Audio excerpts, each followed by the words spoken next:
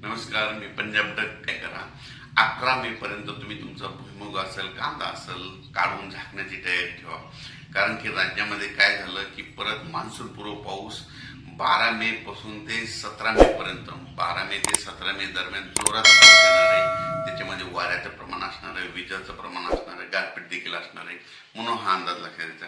तो पाऊस सांगायचा झाला तर मध्ये जास्त म्हणजे आता हा जसा उत्तर महाराष्ट्राकडे, विदर्भात, मराठवाड्याकडे पाऊस पडला, तो जास्त म्हणजे दक्षिण महाराष्ट्राकडे जास्त पाऊस पडणार आहे.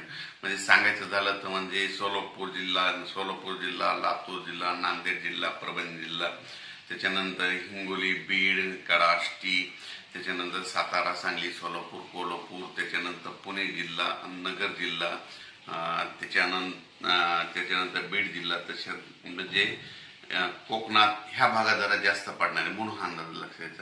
राज्यामध्ये तो पाऊस जास्त आहे, फक्त दक्षिण महाराष्ट्राकडे जास्त पडणार आहे. दक्षिण महाराष्ट्राकडे म्हणजे सांगायचं झालं तर आणखी परत सांगतो की त्या जिल्ह्यात जरा जास्त स्वरूपात नांदेड, हिंगोली, परभणी, बीड, लातूर, धाराशिव, त्याच्यानंतर सोलापूर जिल्हा, सांगली जिल्हा, सातारा जिल्हा, कोल्हापूर, राधानगरी, कर्नाटककडे तर खूपच राहणार आहे. म्हणून हे देखील लक्षात द्यायचं. त्याच्यानंतर विदर्भात बी असणार आहे, पूर्व विदर्भात बी असणार आहे. यवतमाळ, नागपूर, भंडारा, गोंदिया, चंद्रपूर, अकोला, बुलढाणा, वाशिम या भागाकडे देखील असणार आहे.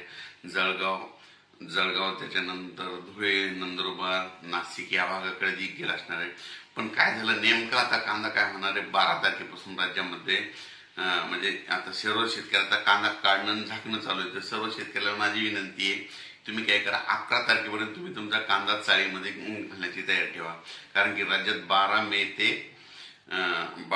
ते 17 मेच्या दरम्यान अवकाळीचं संकट आहेत म्हणून हे लक्षात.